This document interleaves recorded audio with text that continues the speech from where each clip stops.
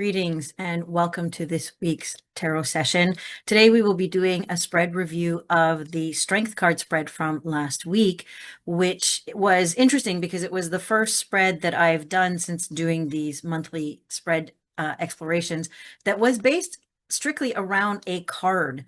And it used a lot of the imagery and symbolism that was within the card. And so for this review, I had to actually do a little bit of research, which is the first time that I've kind of decided to come with a little bit of information ahead of time.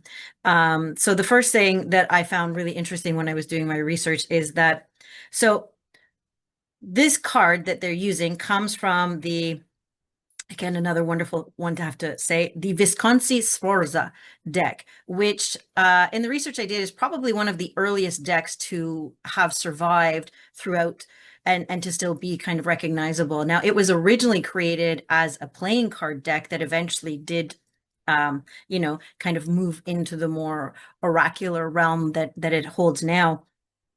But what's interesting is when it was first created, right? So the card that we're going to be referring to is the strength card from that deck. And according to the research that I did, the main character in that card was Heracles. And Heracles is a male, which kind of is interesting because in most of the more modern day strength cards, it is a female that's depicted there beside a lion. And so I did find, like a couple of those things to be really, really interesting, that traditionally strength did have a man taming a lion, which might have a bit more implications in regards to using kind of like physical strength in order to subdue the animal. Although, even looking at the card, I don't have that deck, so I can't show you the card, but even looking at the card, it's interesting that he looks more like a dentist, kind of opening the mouth and looking inside the lion's mouth. So the information that they have included with this is, so on this day, which was September 7th, is the day that this spread was created for, a solar eclipse on this day in 1251 BCE may mark the birth of the legendary Heracles, divine hero of Greek mythology. And Heracles displayed strength, courage, and ingenuity. Also, Heracles is the Greek version of Hercules, who is Roman. And so some of the information, because it's very card specific for this, they talk about the virtue of fortitude usually depicts a lion or broken column. And the Visconti Sforza deck, however, shows Heracles attacking a lion, which is likely allegory of Sforza, the man who commissioned the deck, and his military victories. So again, it goes back to showing how the original strength card was more about aggression in strength. And if you think about the time that it was created, that makes a lot more sense. Now we have this more kinder, gentler idea of strength, of using compassion and being sympathetic over beating people over the head with clubs. They also say that the strength card often represents an obstacle allowing you to overcome your fears. Energy and calmness reign over brutality and force. Strength of character, high moral standing, physical stamina, and health are all represented. And so it's interesting that you go from that image of somebody attacking a lion to this more idea of, you have to be calm, you have to be level-headed, you have to think things through, you have to be creative, a lot of creative problem solving kind of going on there. The summation that they give of the spread says that Heracles is depicted in the Visconti Sforza deck as the strength card. With his signature club and the Neiman lion, this spread is based on the symbols found within the traditional strength card. And so again, I think it's interesting that they're saying that this spread is based on the traditional strength card.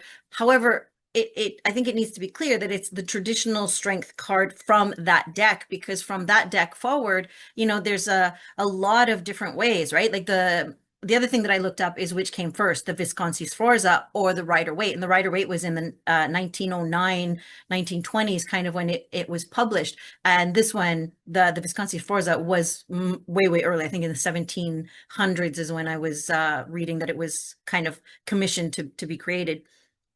And so when you're using words like traditional, I think it's very important to also put it into context, because, as I said, the strength card in that Visconti Sforza deck was a man subduing a lion with force. And then even if you look at the Rider Waite deck, like it's greatly changed. And so this kind of brings me to the biggest issue that I had with this spread is that when you're taking a card from a deck and you're basing a whole spread around that, if the person is unfamiliar with that deck, if they don't have it, if they have no reference to it, or even if they have no love for that deck, then it's automatically going to be a spread that people will pass over. And when I did my spread last week, if you remember, if you watched it, there was a lot of different things between the Visconti Sforza and even some of the other more well-known versions of Strength card that was different from the one that I had. And so some of the things that you want to take into account if you're looking at a spread like this one is the differences, like maybe building those differences and those similarities right into it. Because one of the first things that I mentioned when I was doing that was I actually had to look through my deck while I was getting ready, because some decks will have strength as the 8th card and other decks actually will switch it with justice and strength will be the 11th card. And there's a lot of theory around, what the actual sequence of cards was. It's the same thing, like some decks will switch the wands and the swords suits kind of thing, right? So that there is a lot of interpretation that can be found within various decks. And so that was one of the first things that I had an issue with, because as I said, if you're going to be basing it on a card, I didn't have it. I didn't want to have to pull up a card online and have to be looking back and forth between it, because again, like if you're looking at it, you want to be able to pick it up and look at it and not have to fiddle around with things.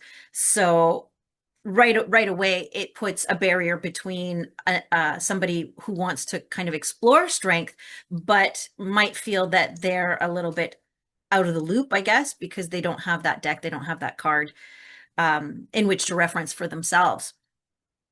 And so having said that, we shall jump into the spread itself. Now, what they had done was they had the strength card in the middle. So they actually told you to take the strength card out of your deck and put it in the middle. And then starting up in the top corner, you went around in a circle so that all the cards were around it and connecting to it. And this card, basically, because it had strength, which you could incorporate right into the reading, it has 9 cards, but strength doesn't hold any position value. So as far as position cards, there's 8. Use this spread to answer any question. So again, this becomes a generalized spread because you're basically asking it a question and using strength and whatever comes up from it. And you can format your question before casting the spread, or simply let the cards answer the question posed. You can pull the strength card from your deck, or sorry, it does tell you to pull the strength card from your deck, place it in the center of the spread, and cast your cards around it. So we'll go through the different cards, and what I'm going to be looking at mostly for this one is some of the problems that it has, as I've already spoken to, about when you have a card-based reading versus a question-based reading. And so the first one that they had is, and it's interesting because they're talking about how they've taken elements from the card directly. And the first one that they have is female. And that's why I was a little confused and had to actually research Heracles, because I thought, well, maybe my understanding of Greek and Roman mythology was really off, and maybe Heracles was a woman. But when I found out that Heracles actually is a man, I thought, well, that's really interesting that they would start with female when the card that they're using has a male character on it. And there's no kind of connection as to, well, where does the female come from, right? Like if you have a man, and the lion obviously is a male lion because it's got the big mane on it.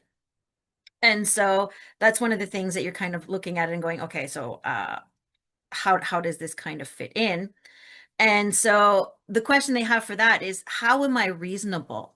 And when you have a spread that says make a general question, and then your first question is, how am I reasonable?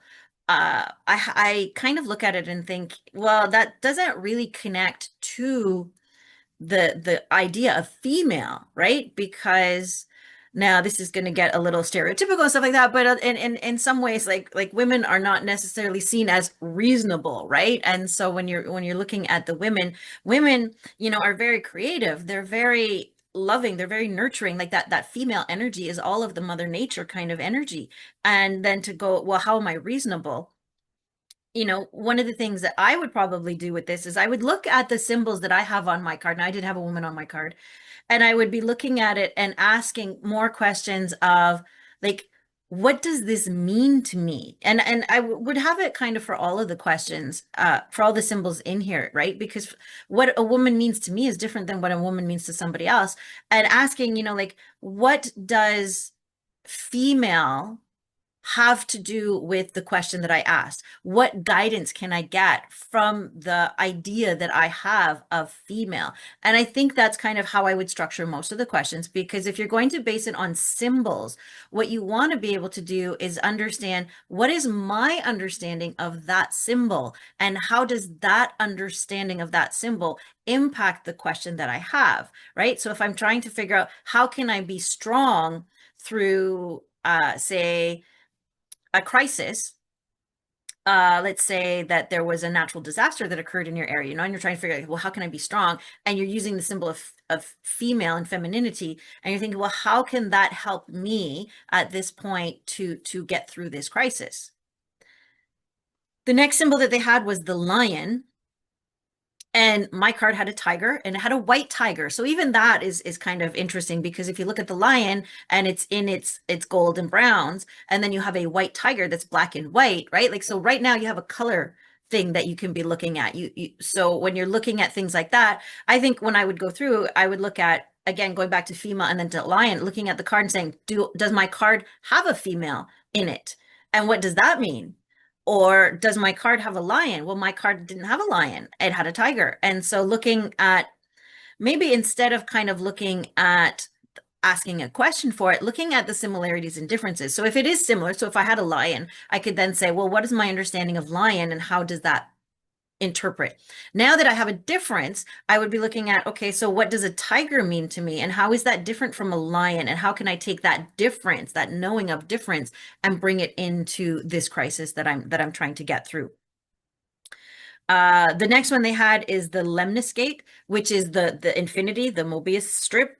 And they asked, like, how can I expand my thinking? Now, again, mine did not have a Mobius strip or the infinity symbol on it. And so you want to look at, well, what symbols might be on the card. I believe I had Leo on the card. And so it would be interesting to look at that and say, okay, so I have the symbol of Leo, and going back again, but I had a tiger. So how does all of this kind of interweave, and what does it mean to me? And, like, so when you're looking at the symbols, are there elemental connections to the symbols? Are there different positive and negative connotations with the symbol? And what is the experience that you have with that symbol in your life, and how does that help you to get a better understanding of what that means in the situation that you're currently asking about? The fourth one they had was hand gesture. Now, this was interesting. The question they had was, can I be gentle to others? And I was like, okay, so the hand gesture is, here they are, they're kind of like holding the lion's mouth open. Whereas the figure on my card, she was holding her hand over the tiger's head, and there was an energy beam kind of going between the two of them. And so again, this would be what's different between the card that the spread was based on and the card that I have. Another way that you could do this too is, you could actually pull strength from different decks and just go through the symbols of them. Like, say this is my base card, and then pull a couple of for others and look through it and see what's similar and what's different, to help kind of support and bring attention to where you might need to take different actions. So if it's the same, then it's like, okay, so this symbol is the same across everything. So if there's a female in all of my cards, then this means something. But if I have a female and then I don't have a figure at all in one of my strength cards, what does that mean? So doing that, that's a different way that you can do that as well. They have the garland belt on here, which again is very indicative of the time that the card was designed.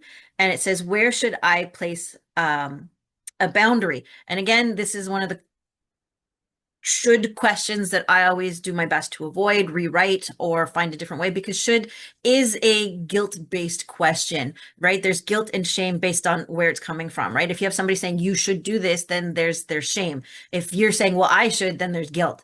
And so I always try to kind of take those out of any spread that I create anyway. And the garland belt is basically part of the clothing, right? It's an adornment on the clothing. And so again, looking at if you do the idea of pulling a couple of strength cards, looking at like what are the figures wearing and what can that similarity or difference mean as far as my understanding. Now, what's interesting is garland belts, like they're kind of I think if I was to give you a really good definition, I'd actually have to look it up what a garland belt is to be able to give you the actual definition based on the use at the time, because they do change as history moves on. And so when you're looking at, that's another thing, is looking at historically, how did this symbol get represented? And what is the representation of it now? And how can I understand about this? Is a really good one, because if you think about historically, this is what I thought about strength. This is what I thought about this situation. And if it's changing, like if the definition of whatever symbol is you're looking at has changed over time, then again, you would be going to, so how can I change over time in order to come to this new understanding, this new awareness? The sixth symbol that they have in here is the white gown that the figure is wearing. And the question is, how can I bring about peace? And I'm trying to think if I read the questions wrong, but we'll just go with it. So again, clothing. What is your figure wearing? Because there are decks out there that depict a lot of nudity and stuff like that. So is your figure clothed? Are they completely clothed? Is there anything that they're exposing, either a little bit or completely? And how much does that mean about how much of your strength you need to cover up, or you are covering up and you would need to expose? In order to kind of get through the situation that you're asking about. This card also has a mountain on it, so that's the seventh symbol that they have. And then what is the long-term goal? I do kind of like this idea, right? And I guess I can say that because I did do some mountain climbing the past couple of days. And when you look at a mountain, it is a long-term goal to get to the top of it. It does take a lot of planning. It does take a lot of foresight. Again, mine was in a jungle, so it had I think it was pillars or some kind of temple behind the figure and the tiger. And so again, that's a difference. So what would you be looking at? You would be looking at, like if it's a building, you're looking at infrastructure, you're looking at stability, you're looking at what kind of planning, again, planning needs to be put in place in order to achieve the structure that it is that you're looking for. The final one they have is the yellow background. Now mine had a lot of greens in it because it was a jungle. And this is interesting because you can also bring color theory into this one, because you could go with the yellow background, or you can ask about, sometimes when I do spreads and stuff like that, I always ask, what is the first color that catches your eye? And then you can base it on that. Now they had, how does my intelligence serve me? And I guess that's because they're connecting it to the color yellow, which in some systems, yellow is connected to swords and to air. So it's very logical.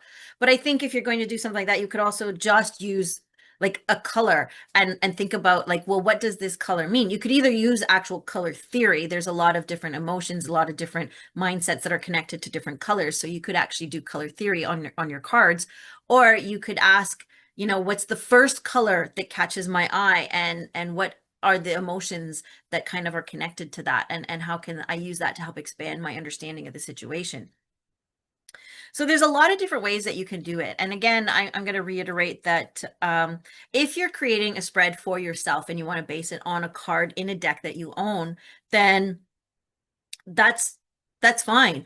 However, if you're creating a deck, or sorry, if you're creating a spread based on a deck that you own and you're putting it out there, and it's a deck that people may not have access to, because not all decks, for instance, will have images that you can easily Google search.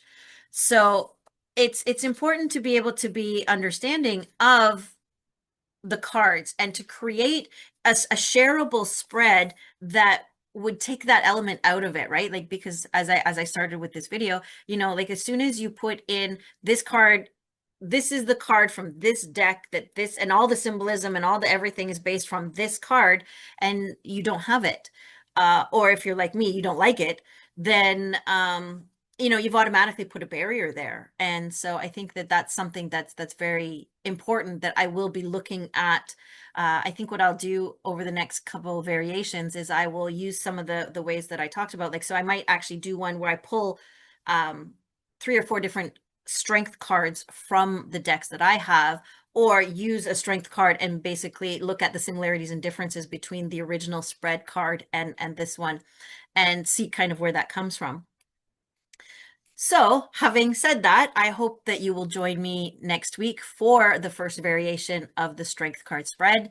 And until then, take care, like, subscribe, and I will see you again next week.